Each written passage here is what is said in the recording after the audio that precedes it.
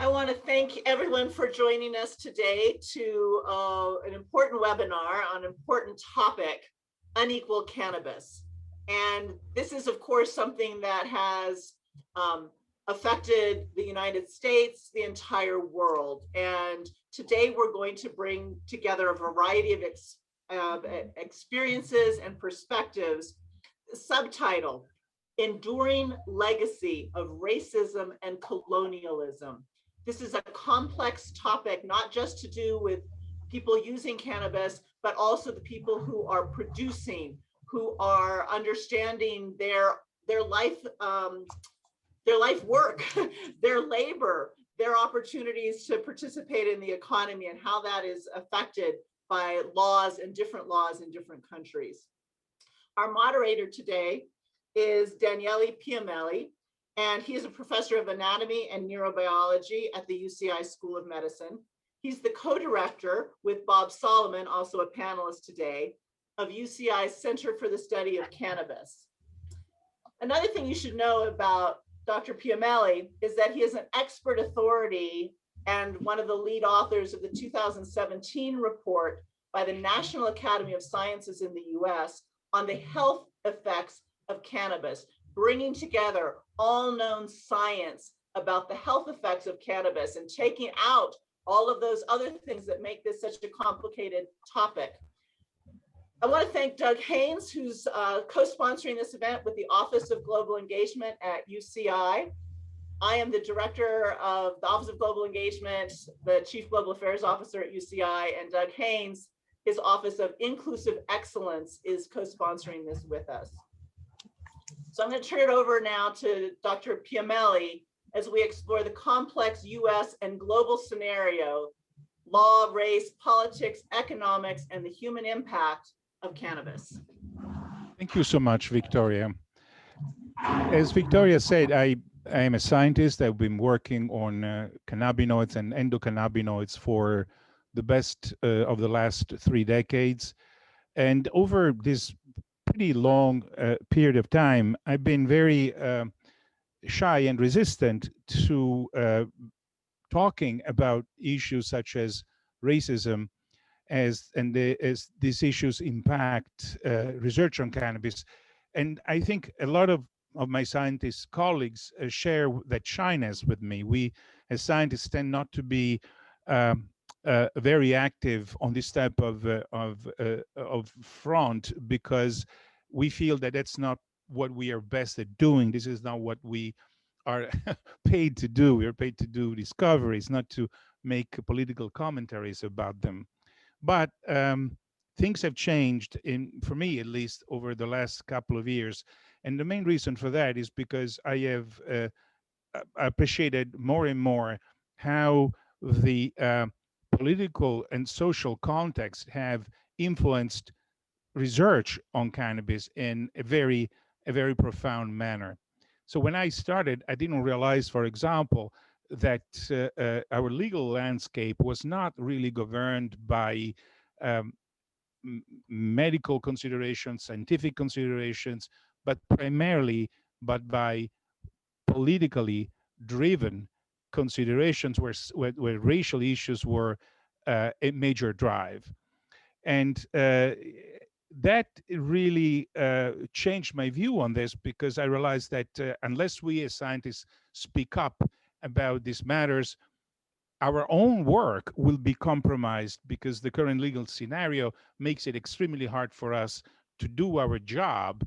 And I think it's important for us then to say that very clearly to the public. We are prevented from doing our job is to understanding what cannabis does, how it does it, the risks, the benefits.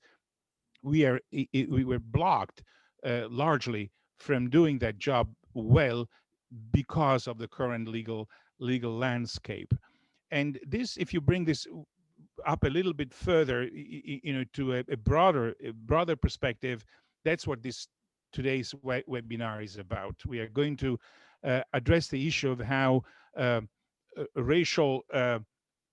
racially motivated political decisions have affected cannabis as a source of revenue for people, as a source of of a lifestyle for people, not just in the United States of America.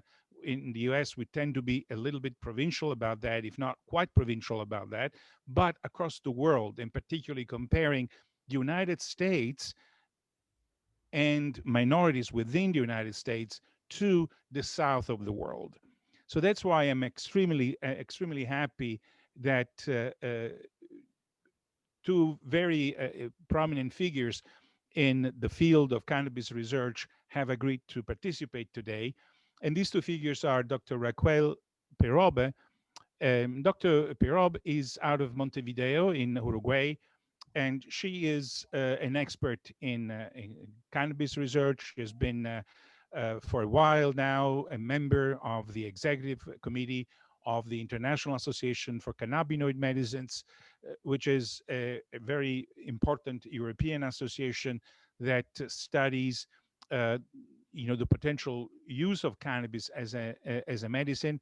Also, Raquel is the director of a very newly created diploma at the National Universities of Rosario in Argentina, a diploma in endocannabinoidology. It's a little bit of a mouthful, the study of the endocannabinoid system, cannabis and cannabinoids.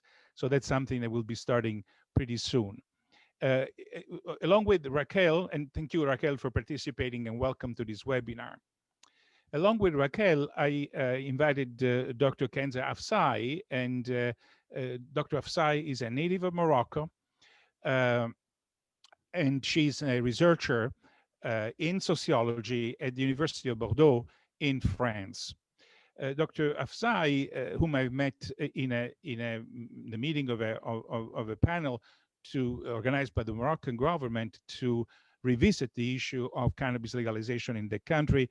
Dr. Afsai has published important work on cannabis cultivation practices in the Maghreb, including Morocco, as well as in the Levant, in Lebanon, which is the other main producer of cannabis in Mediterranean basin. So, Kenza, welcome. Dr. Afsai will be responding in French to our questions, so there will be a translator. Kenza, bienvenue. On est bien content de vous avoir ici. Et j'expliquais à la communauté anglophone que vous aurez un traducteur pour vos réponses. Voilà. Donc, so this is my few words of introduction, except that I almost forgot my very good friend Bob, Professor Robert Solomon. He's the co-director with me of UCI's Center for the Study of Cannabis and a clinical professor of law here at UCI. Professor Solomon has a personal interest, deep personal interest in the matter, and has published really quite impactful papers on this, particularly one recent paper in Cannabis and Cannabinoid Research, where he traced back to racially motivated politics, the initial criminalization of cannabis in the 1930s in the United States, and the consequences it had for research in our country. So, with that said, as an introduction, I'd like to start asking the first question to our panelists, Dr. Perobe, Dr. Afsai, and Professor Solomon. And my first question is really to set the stage to this webinar so that we all our listeners and viewers are on the same page. To set a stage for this webinar, a quick overview of the legal status of cannabis in the various countries, starting maybe with you, Professor Solomon, Bob, with the legal status of cannabis in the United States of America. And then we'll move to Dr. Perobe, who will maybe make some comments about the legal status of cannabis in Latin America. And finally, but importantly, to Dr. Afsai, who will tell us about Morocco, the Maghreb, and also France. Bob? Thank you very much, Daniele. It's great to be here. federal regulation of cannabis in the United States really goes back to 1937 with the Marijuana Tax Act of 1937. And there's no question that the lead up to it, all the lobbying was based on racism and some economic interests. And the racism really was geared towards anti-Mexican workers and anti-Black workers and other people of color. There's a long history of the Hearst newspapers advertising about the problems of cannabis, how in India, one would cause someone to run through the streets and murder people, that men became violent, women became promiscuous, and in the United States, it was only used by Black jazz musicians, and they were spreading it throughout the world, throughout the country at least. One of my favorite comments is that one window box of cannabis was enough to poison the entire country. So obviously this was not based on science. However, current law really is based on the Controlled Substances Act of 1970, which is a continuation of the earlier legislation and places cannabis as a Schedule I drug. What that means is that cannabis is the same in federal law as heroin and cocaine. Heroin, really opium, meaning it has no medical value. We know that to be untrue. Daniele can speak more to that, as can the other panelists. But we have refused to look at science. That has been the law since 1970 and continues to be the law. And the United States Supreme Court has held that that statute, the federal law, preempts all state law. Now you may ask, but we've legalized cannabis in just about 39, about 47 states now, probably soon to be 48 or 49, and the District of Columbia. So how is that possible? And the answer is pretty simple. Every one of those state statutes violates federal law. Federal government may choose to not enforce its federal law and not do much about the state law. But if you go to a state legalized dispensary and you go back to your home and you smoke or imbibe your legally purchased state cannabis, you are violating federal law. So we create this fiction in the United States that the federal government is going to do nothing. This is actually more complicated. If it seems crazy so far, it gets crazier. We have at least 3 international statutes, of which the United States and virtually every other country that's involved in international trade has signed, and that prohibits any use of cannabis except for scientific research, very narrow. In virtually every country, including the EU and the United States, that has permits cannabis use, is in violation of those treaties.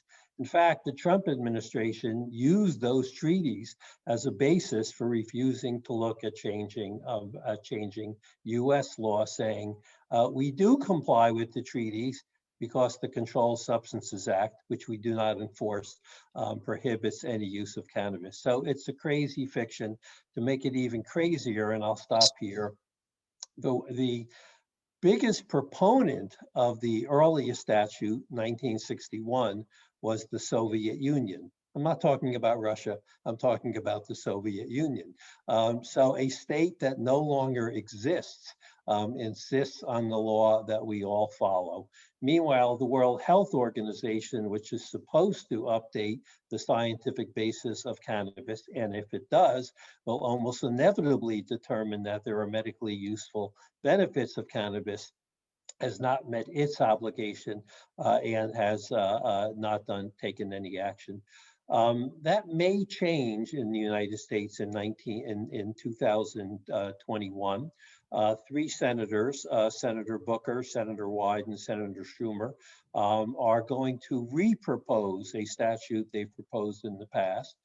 It's not new. What's new is that the Democrats are now in the majority.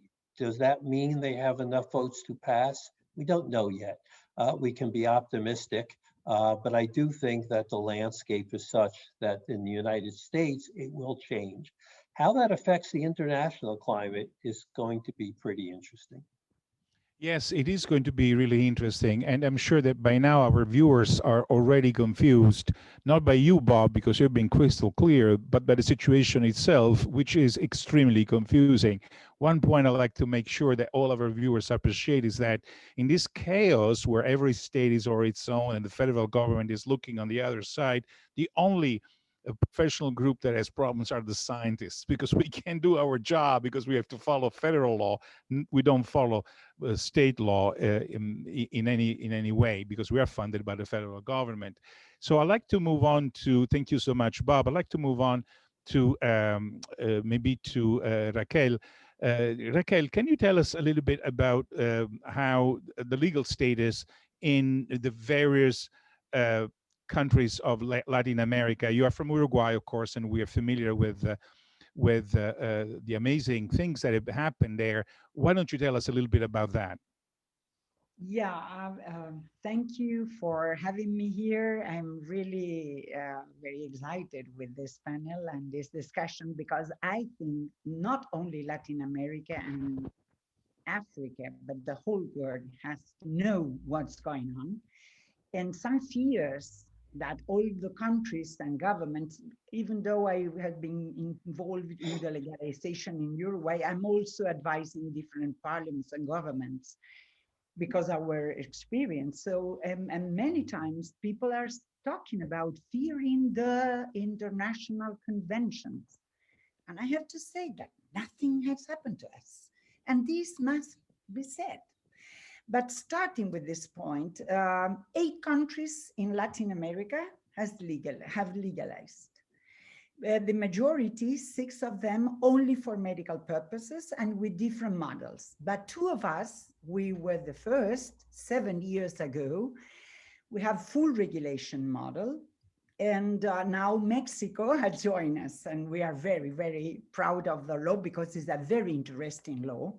That is also a full regulation model that includes minorities, self-cultivation, but also the model that including the farmers, the people that have been growing illegally can be now legally included in the new state of the cannabis in Mexico.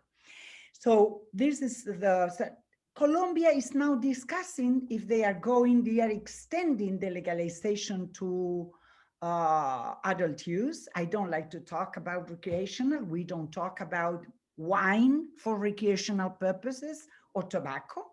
Why cannabis? I think we should talk about adult use. It's not so apologetic. And also we have some countries like Brazil that has some measures, have changed some measures, for example, for CBD. Compassionate use is allowed, and also producing pharmaceuticals with pure CBD products, okay? This is the landscape. What I would like to include in this first intervention is that what has been happening is a systematic violation of human rights based and justified by the war on law. And this is at the domestic level, but internationally as well. We can ask Kenza, but Morocco, that have been growing and included in their culture, cannabis, has been banned to use it when they have been using cannabis for 1,000 years. So this is crazy. And to violate all the 30 human rights, they started with the first that was creating confusion in information and misinforming. So denying the access to information, to right to information, to make decisions. Uruguay have decided, as we have signed the human rights conventions as an issue of sovereignty, but also because human rights conventions are hierarchically superior to RAC conventions, that we were going to respect human rights conventions. And this is our model based on public health, security, and human rights. And I think that it works. Why? In 7 years, nobody has punished us. Even our model, because many countries are not legalizing for adult use. Why? Because they say it's against their conventions. Yes, but we have legalized and nothing is happening, and Canada as well. So what I think is that there are some fears that have been, hypertrophic, and because it's the way to control populations and activism and moving forward to more human rights-based models. So I think that this is important to know, and I've been looking for the bill that now is going on in US, and I think that is very interesting. But in this sense, I want to make clear that it's not the same, but probably Professor Solomon is going to correct us, it's not the same decriminalizing that legalizing. Decriminalizing is not applying penalties for something that is illegal. Legalizing is changing the status of a thing or a fact. And I think that we should move forward to this in this direction. Why? Because Uruguay have decriminalized in 1974 all drugs. And we had the jails full of people. So I think decriminalizing is not enough. We have to, because you don't solve the problem of the backdoor system. I'm not going to be punished as a user, but I have to go to the black market to get my drug. This is not the best way to move forward. And this is, I think, an idea that how Latin America is thinking this story. Thank you so much, Raquel. That's really informative. I'd like to now move on to Kenza. I will briefly summarize the question to Kenza just to make sure that we are on the same, exactly on the same page. Kenza, donc la question là, à l'occurrence, c'est de savoir quel est l'état légal du cannabis au Maroc, aussi bien qu'en France. Alors, c'est bien d'avoir posé la question pour les deux. Alors, c'est vrai que j'ai une histoire forte avec ces deux pays, puisque je suis marocaine et française. Mais la France et le Maghreb ont une histoire commune liée à la réglementation, que ce soit dans le développement d'un monopole pendant la colonisation, mais aussi dans la prohibition. Puisque la France, puisque le Maroc, juste après son indépendance, la France a exercé des pressions sous les pressions de la communauté internationale, et notamment des États-Unis, pour qu'il y ait une... Oui. Je peux essayer la traduction? Oui. Okay, thank you everyone. Translator Kenza. She thanks everyone for this meeting. And about the question, is right that the professor asked the question about France, the legal landscape about France and Morocco, because Kenza is truly both from Morocco and from France. And what she has to say is that France and Morocco, or even the Maghreb region, the Northern Africa region, have a common history. They have a common history about cannabis and also in other areas of their history. So France is the colonial power for most of the African countries, the Northern African countries. So they've been criminalizing cannabis for a long time. And also Morocco and other Northern African regions follow the same path of criminalizing cannabis, just as France did. Kenza, tu peux. Kenza, c'est votre tour. Oui. Alors, justement, la France et le Maghreb ont une histoire commune, mais actuellement, il y a un débat, à la fois en France pour la légalisation du cannabis. So France and Maghreb have pour mener une expérimentation de l'usage du cannabis thérapeutique. Et au Maroc aussi, depuis une dizaine d'années, il y a aussi un débat pour légaliser le cannabis à usage médical et cosmétique. Le récréatif, on n'en parle pas pour le moment au Maroc. Donc, On va peut-être traduire cette partie, Constant. Okay, so right now, as Kenza just said, France and Morocco and all northern parts of Africa countries have a same history in terms of criminalizing cannabis. But right now there is a debate in France as well as in Morocco about how to use cannabis for its goods, like its good aspects or its good virtues. So in France, for instance, there's a debate about how to use cannabis in terms of a medication, like a medication to be used in the health sector. And in Morocco, there's a debate about how to use cannabis also in the health sector, but nowhere in France as well as in Morocco, there is nothing like using cannabis for just the pleasure of people, or only something that you want to use because you want to use it. No, it's always about how to use it for medical purposes or other purposes that are not first about pleasure. Par contre, ce qui est important à savoir, c'est que en France, il y a le plus grand nombre de consommateurs de cannabis à usage, enfin, pour le récréatif en Europe, mais la France a un grand retard en termes législatifs par rapport à d'autres pays européens qui ont dépénalisé la consommation. Aux Pays-Bas, c'est depuis 1976 qu'ils ont une politique pragmatique de gestion du cannabis avec les coffee shops, etc. Au Portugal, ils ont dépénalisé l'usage. En Espagne aussi, d'une certaine façon, même si ça change de temps en temps avec les Cannabis Social Club en Catalogne ou ailleurs. Et donc, mais la France reste très en retard pour un certain nombre de raisons. Autre chose importante à savoir, c'est que la France a développé au Maghreb des régies, des monopoles du cannabis pendant les protectorats et la colonisation, que ce soit au Maroc, en Algérie et en Tunisie.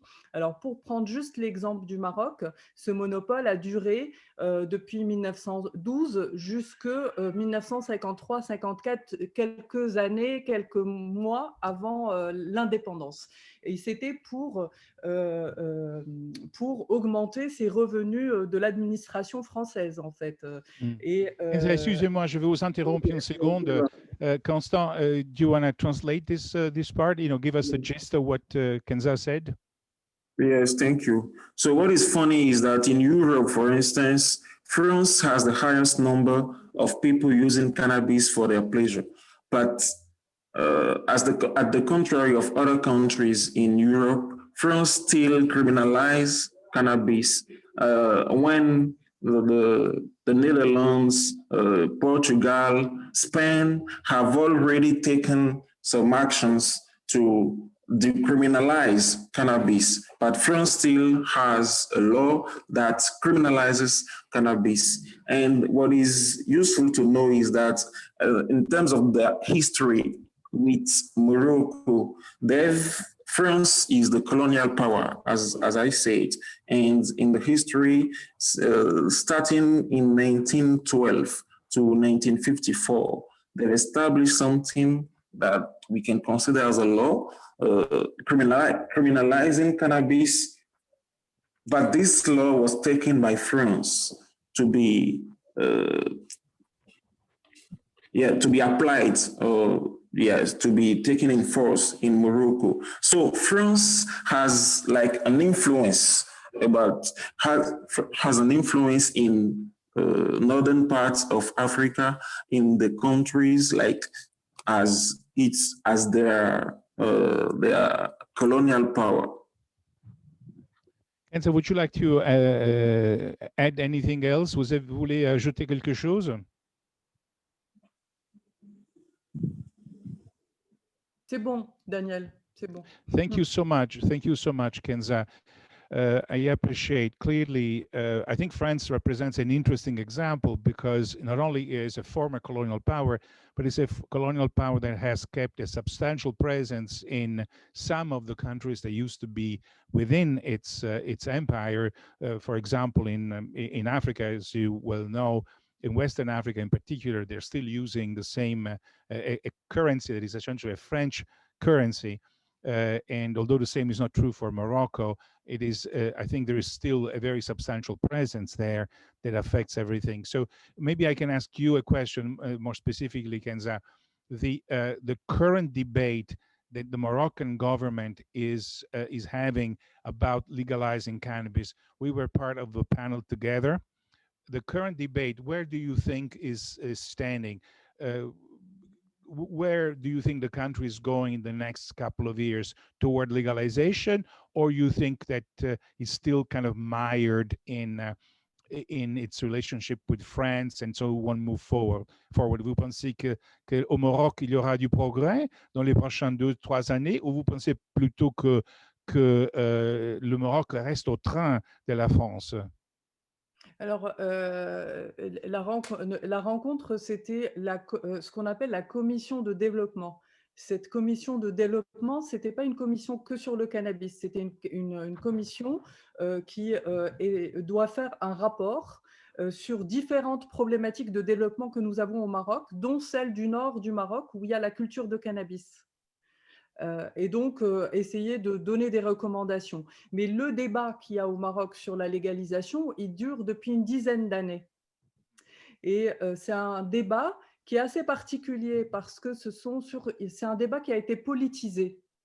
Contrairement à d'autres pays où ce sont des consommateurs de cannabis, où ce sont des cultivateurs comme les cocaleros ou d'autres plantes à drogue, etc., qui ont mené le combat, là, c'était beaucoup… alors, il y a eu quelques acteurs de la société civile, mais c'était surtout des partis politiques, des acteurs économiques, mais les cultivateurs étaient… Là, on voyait bien à quel point ils étaient marginalisés. Donc, ils ne comprenaient pas trop le débat et où ils se situaient dans le débat. Mais il commence à y avoir des évolutions. On sent qu'il y a une volonté de sensibiliser la population. We're going to let Constant translate this part. Constant, can you go ahead, please, and translate this for us? Okay, so Professor Daniel asked a question about how Maroc is moving forward about legalizing cannabis. So he talked about a meeting that they had on the question. So Kenza is replying that the meeting was a meeting conveyed by the Development Commission. Development Commission in Morocco is not only about cannabis, but also about other subjects relating to development in the country. So, but they included the debate about cannabis.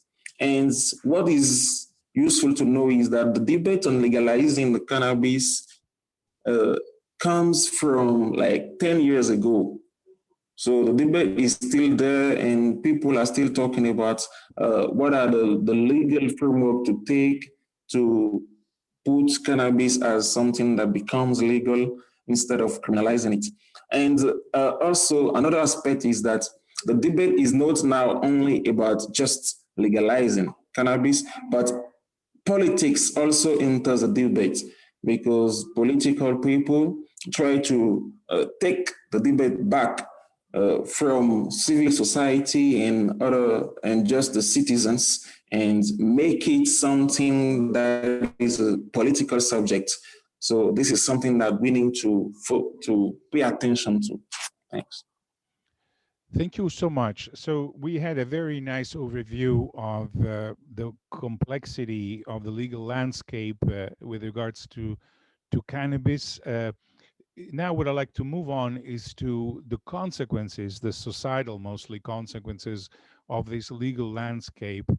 And particularly, I would like to ask the question to our panelists as to whether this set of changes, not the new changes, but the initial restrictive laws, how have they impacted social groups within each of the societies represented in this panel.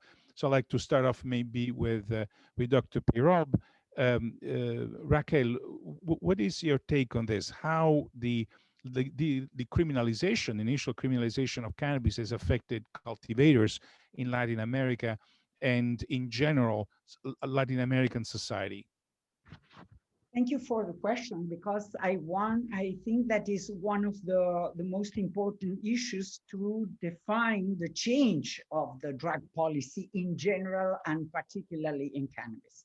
Why? Because it has been dominated by the relationships northern south.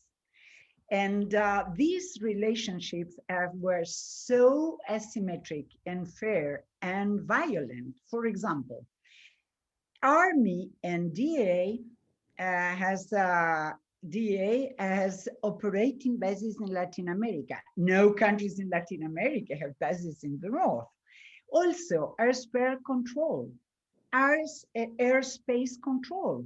We have been controlled because always justified by the war on drugs. Also, abusive treaties to control countries, drug production, while being the biggest consumers. So you are, the North is are the consumers, and we are the producers, but we are banned, and you are, you know, there is a comment, a rumor that has been circulating for decades that the DA is not seizuring drugs till you have the 60% of the market cover. So, but in Latin America, things are not going the same way. And also sprinkling and fumigations with glyphosate that had been killing people. Colombia had been doing the homework, and finally they have serious ecological, environmental, and health problems because of these measures. Also, responsibility. I'm sorry, Raquel, what measures? This is the spraying, the destruction of crops? Yes, absolutely. To eradicate crops, they are fumigating and sprinkling with glyphosate, and produced in Morocco, among other things. And also responsibility in devastation and creating corruption and violence. People are used to inform, but at the same time, are part of the narco states that have been created in Latin America. And responsibility in weapons supply, you know, not only for armies, but also the microtunnels coming from US to Mexico are bringing weapons, but not allowing drugs go there. So this is an asymmetric corridor. Responsibility in money laundering. Banks in the north are only softly punished if we take into account the profits they have. Also, blocking banks. I understand if you are blocking an account from a trafficker, but they are blocking bank accounts from countries that have legalized. And this is a real cruel way of control. We don't agree with you. At federal level, we have not legalized. So even they are not respecting our sovereignty, and they are blocking the accounts because the intermediate banks. Also, I'm sorry, Raquel, let me ask you this, because it's just very important, I think, for the listeners to understand. And I am not sure I myself I understand this correctly. So is it correct that if you are in Uruguay, where cannabis is legalized, has been legal for both recreational sort of adult use and medical use for now a few years, you have problems with the federal government blocking your account, for example? Not the federal government, the banks. The banks. For the international trade, the majority of the intermediate banks are from the US. And they, as a federal level, it's not legalized. They are blocking the accounts of the the companies that are trading with cannabis, producing, researching, whatever. The pharmacies had been blocked. The pharmacies selling medications. So this is a way of also of controlling the possibility of implementation of our laws. This is crazy in a country that is legal. What's going on? Yeah, So no, that makes no sense. It makes no sense whatsoever, Raquel. I think this is a very important point to make. In fact, it's a good time. If you don't mind, I'm mindful of time. I'd like to move over to Professor Solomon. Bob, this seems like a good place for you to start your comments, because you have thought very deeply about the issue of banking in the United States, and also the issue of how the United States, you know, from outside looks like a monolith, but it's anything but a monolith, as we know. And there's entire sectors of the population that are not really represented in government. Can you comment on that? Yeah. First of all, every word Raquel said is absolutely true. The United States is implicated in poisoning fields and taking what should be a cash crop and turning it into something that for which there are tremendous sanctions for importing. The notion that we would have cannabis from Colombia, let's say, or Morocco would be highly prized in the United States and would sell as a premium. Everyone would be lining up to buy this great weed from Morocco, but instead we enforce smuggling much more strenuously than we enforce local production. So we are implicated in that. And instead of giving aid to micro farmers, we give aid to governments to destroy micro farms and to poison the water and to poison the land. Absolutely true. As to banking, well, the United States government since 9/11 has had very restrictive laws on money laundering, and banks have to report almost everything, certainly every transaction over $10,000. And banks on their own, out of fear from government intervention, refuse to deal in cannabis accounts or anything that looks like a cannabis account. So I can tell you, one of our former students who represents cannabis growers up in Northern California has had her law office bank account canceled 3 times, not seized, but canceled. So, you know, every year or so, she has to leave her bank and go to a new bank. And increasingly, you know, there are fewer and fewer banks. California even looked at a state-run government cannabis bank because they were concerned that not having banking services does lead to violence. We know it leads to violence. If you have to carry around $100,000 in cash and hide it somewhere, people are going to be looking for you and where you're carrying it to. It's just inevitable. So it's just a crazy policy. But to get into 2 other real problems in the United States, the Nixon administration, in passing the Controlled Substances Act in 1970, was remarkably successful in one way. They took a whole generation of young Black men and took them out of politics and put them into jail. It's a disgrace. It was absolutely intended, and it's absolutely a disgrace. White young people like me did not suffer from the Controlled Substances Act. A whole generation of African American men, and increasingly other men of color, more men than women, and we, went to jail. And we know this statistically. It's nothing less than a disgusting policy, and we're now 51 years into it, and we haven't changed it. Finally, you mentioned earlier, and Raquel mentioned, the difference between decriminalizing and legalizing. One of the differences is decriminalizing is at the back end, it's at the punishment end. What we really need is reform on the front end, because we need to do research. If you don't have reform on the front end, Daniele, you're going to continue to have problems doing the research that we desperately need you to do. We need to know what the effect is on pregnant women. We need to know what the effect is on the adolescent brain. We need to know what we should regulate and what we should not regulate. We need to know how we monitor quantity and quality and how we inform the public. We don't do any of this by decriminalizing. we need to legalize. So I know I get emotional, and I haven't even talked about reparations, but of course, No, hopefully in we'll be law, able. yeah, Sorry, just hopefully one we'll be more able to sentence. talk about reparation at the end. I like to Yeah. save a couple of minutes for that issue.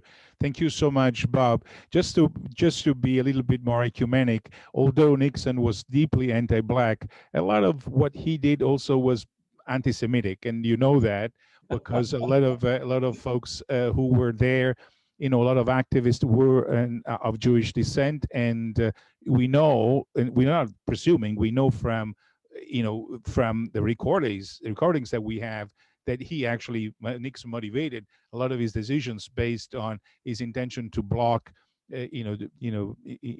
black folks, brown folks, and also white folks who did not fit in his own a sort of a WASP view of the world. But that's for another conversation. I'd like now to ask the same question to Kenza, and the question I'm going to repeat it for her in French. Donc, Kenza, la question est celle qu'on a débattée jusqu'à maintenant, c'est-à-dire l'impact social de la légalisation, de la criminalisation du cannabis.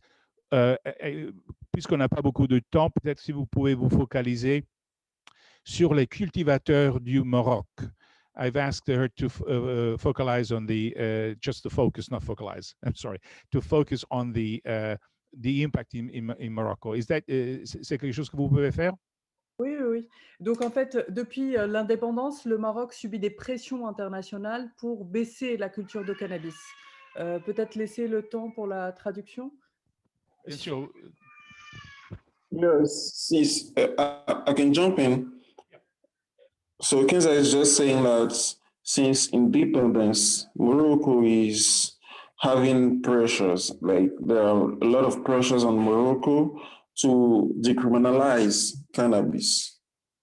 Et le Maroc était stigmatisé, le pays est stigmatisé pendant longtemps comme le premier producteur de hashish exportateur vers l'Europe. Donc, ces pressions-là, l'ont mené à éradiquer des plantations, à criminaliser les cultivateurs, etc. Ça a eu beaucoup de conséquences. Hello? Yes, Constance, it's your turn, Constance.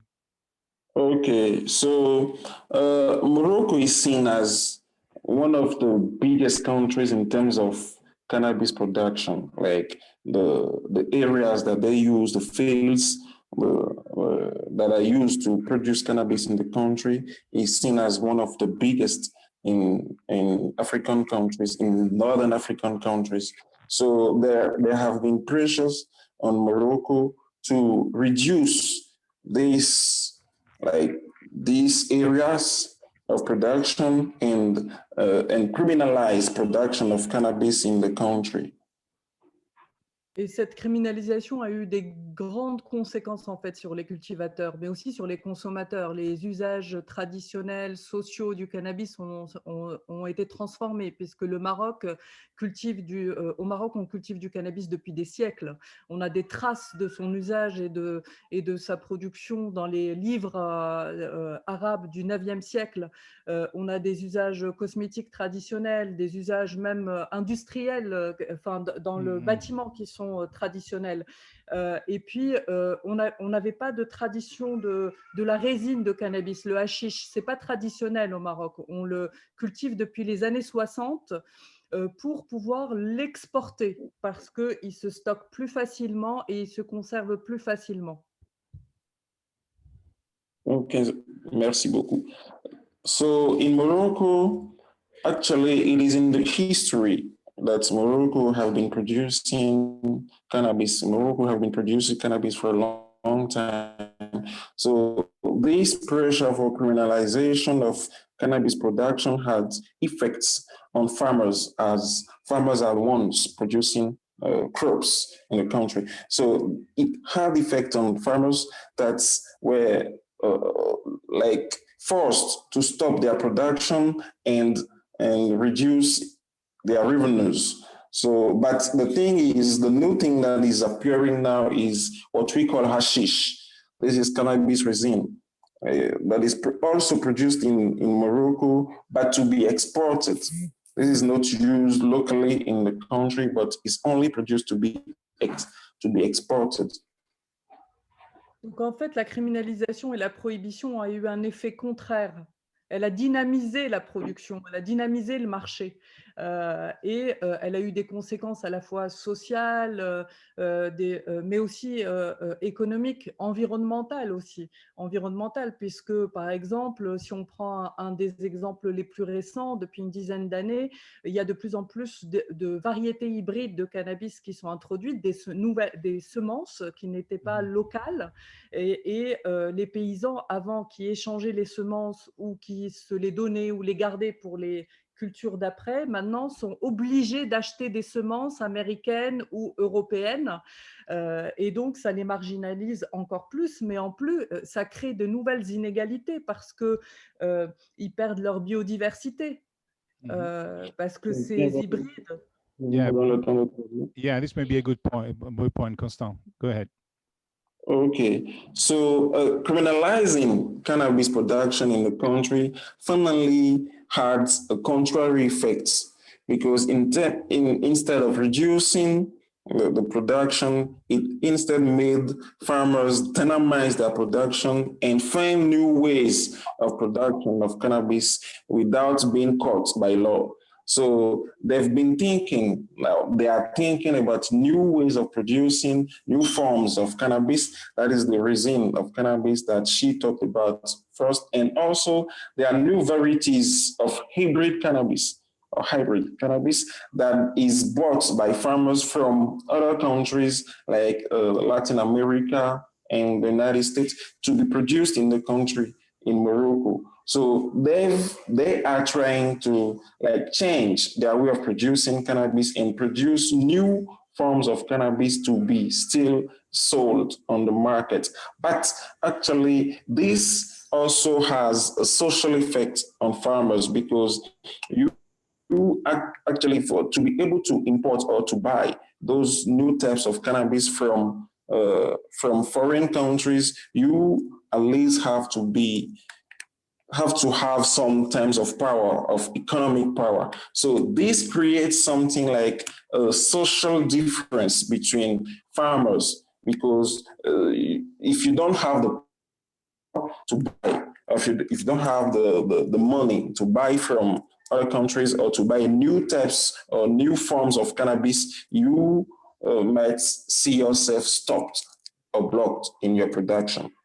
Thank you so much. I'm mindful of time. We only have a few minutes left. So before we close, I really would like to ask everyone to give me a 1-minute commentary on a topic that I think is really important.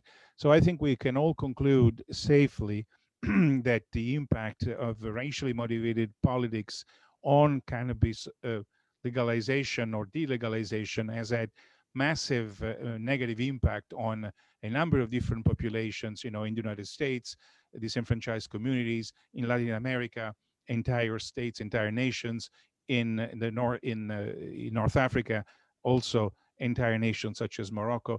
So is there anything that you think we could do or we should do in terms of reparation? I'm going to start again, please, a 1-minute answer. I'm going to start with Raquel. Of course, reparation is mandatory. And I think in many different fields. First, domestically, at domestic level, all not violent crimes or blood crimes or crime organizations should be expunged. For me, this is my point of view, but also in new status of legislation, including the farmers in the legal model. An international level, because of the responsibility of many core countries, I think abolition of sanctions to countries, non-reimbursable loans to repair the damages, and indemnization of the victims. But also, I would like to point out something else, that repairing should also prevent from the new ways of colonialism that is coming through legalization. Is restrictions for South to export to North, and they are after that, selling to us the same as had been happening with leather, with wool, with whatever. We are producing the raw material, and after that, we are buying very expensive the final products. I think that these also should be repaired, because Canada nowadays is doing that. They are producing in Latin America, self-exporting to them, importing, exporting, importing. But after that, they are not allowing us to sell to them, but are selling to us their final products. And this is the new way of colonialism that is hand in hand with legalization of cannabis. So I ask you for help to prevent that. Thank you so much. I don't know if anyone can really help you on this or anyone else, but it's good that we're talking about it. And it's good. I mean, it's refreshing to me that our neighbors to the north, whom we consider also much nicer than we are, can also do something wrong occasionally. Bob, 1 minute, your comment on reparation.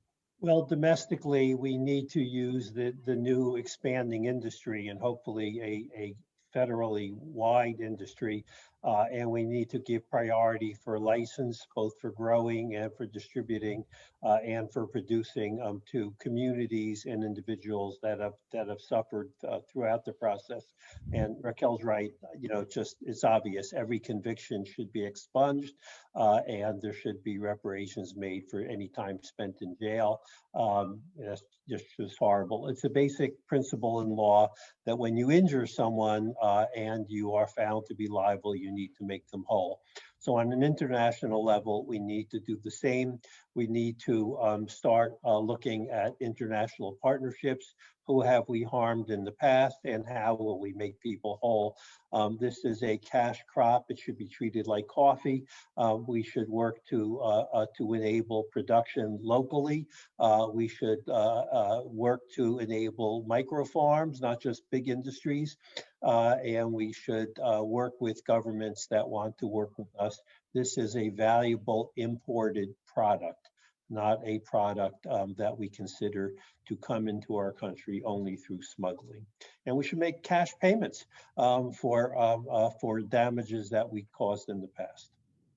Thank you, Bob. So I'm going to repeat the question in French for Kenza to make sure that we are all on the same page.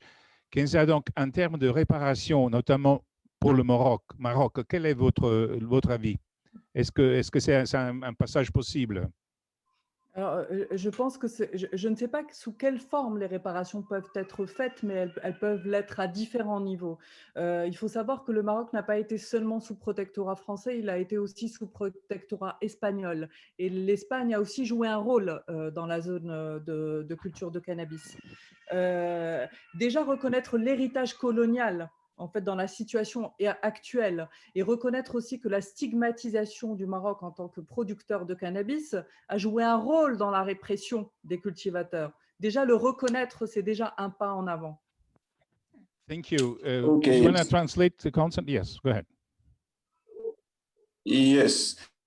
So about the question of reparations, for sure, there should be reparations for Morocco. But actually, I don't know on what form. Actually, I don't know on what form will the reparation be. But first, acknowledging that the history, the colonialist history of Morocco had an effect on the country in terms of cannabis production. Because it's not only France that's colonized Morocco, but also Spain had a role in this history. And Spain also was a country producing cannabis in Morocco. So first, acknowledging that because Morocco was seen as a country producing cannabis had an effect on its reputation with other countries. So first acknowledging the fact that something related to producing cannabis was bad for Morocco. Thank you, Constant. So I'd like to give one, Kenza, we are out of time. I need to pass it to Christine, who, rather to Victoria, who would like to say a few words. I'd like to take this opportunity to thank everyone, Raquel, Kenza, Bob, for your contribution. And I'd like also to thank Victoria and Christine for organizing this. Victoria, a few words at the end? My words are simply to thank everyone for the work that you do to understand these issues, the human impact of these issues, the racial justice, the idea of modern day colonization. Thank you for sharing these things with us. And perhaps what I find most disturbing is the idea that these laws are blocking scientific research into health while using health concerns as a justification for the very same laws. On behalf of the Office of Global Engagement, the Office of Inclusive Excellence, I want to thank Daniele Pomieli and the Center for the Study of Cannabis, Bob Solomon, Kenza, Raquel, thank you all so much. Please continue your excellent work and thank you for challenging us today. Thank you. Thank you.